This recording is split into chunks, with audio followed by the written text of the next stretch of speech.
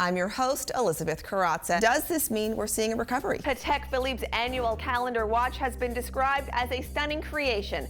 And at $49,000 a timepiece, it should be. And as a back pain sufferer, I know just how expensive this injury can be. Many say yoga is a cheaper alternative. Well, the Fed just announced it's going to cut another $10 billion in tapering. How is this impacting markets today? From the S&P downgrade of America to the European debt crisis and global slowdown, it sure has been a busy 3 years. The crowds are in high spirits and the players have already hit the courts. It's week one and there haven't been a lot of major upsets. Some U.S. states are trying to boost the sales of electric cars, which is good news for the electric car maker, Tesla. Well, U.S. stocks edged higher on Thursday, pointing to a third day of straight gains in wake of some strong economic data. It projects in HD 100 inches.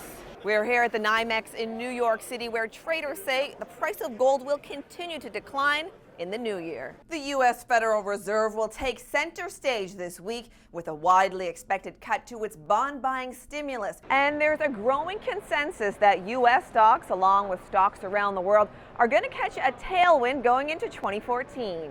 Manhattan apartment sales have reached their highest level in 25 years, up around 30% in volume. Concerns about the strength of the overall economy overshadowed by a stock market that has reached record highs in just the last year, giving buyers more cash and keeping supplies tight. One of the things that has driven the housing market up to this point has been the performance of the equity market. Certainly at the high end of the market, the luxury segment of the market, which has done incredibly well over the last couple of years. Experts say it's not just increasing mortgage rates and dwindling inventories that have prompted many buyers to finally take the plunge. It's developers who have taken luxury to a whole new level. So the market has really been with us, which is great because that always helps for price improvement.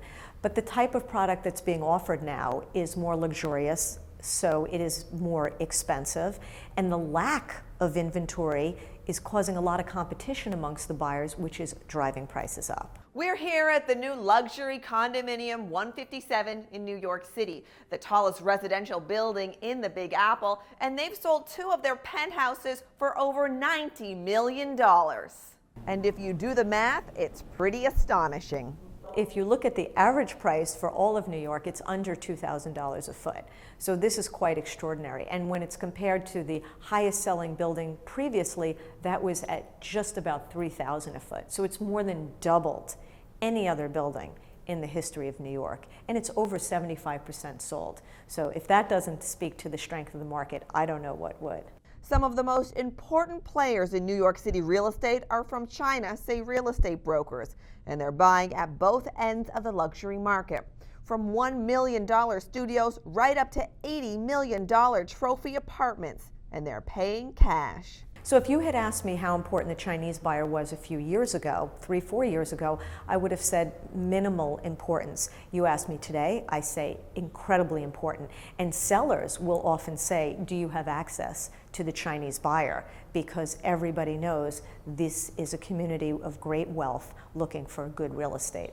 And as long as inventory doesn't drop too much and the economy stays on track, the pros expect that buyers will remain confident and we will continue to see a strong market in New York City for years to come.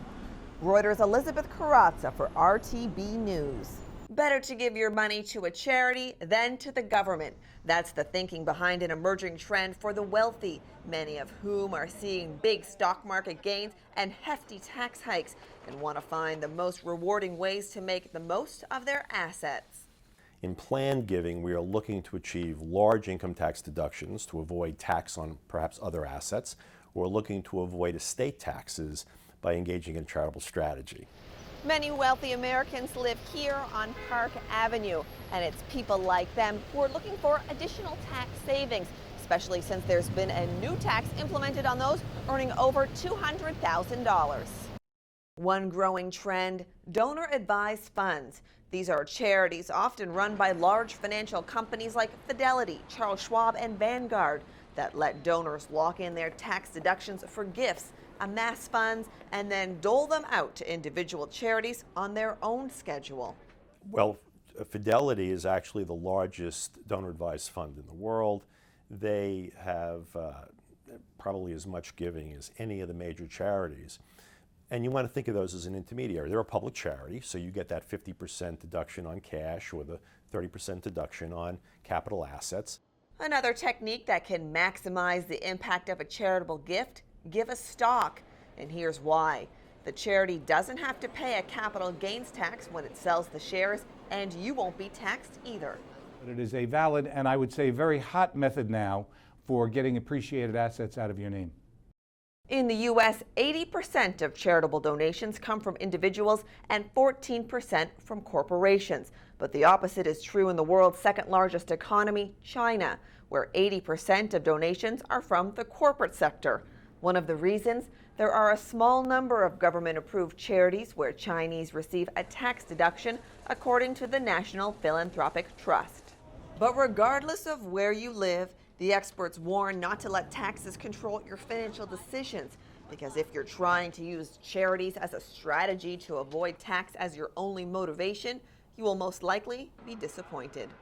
Elizabeth Karatza for Radio Television Brunei News. I'm Elizabeth Karatza. This is Reuters.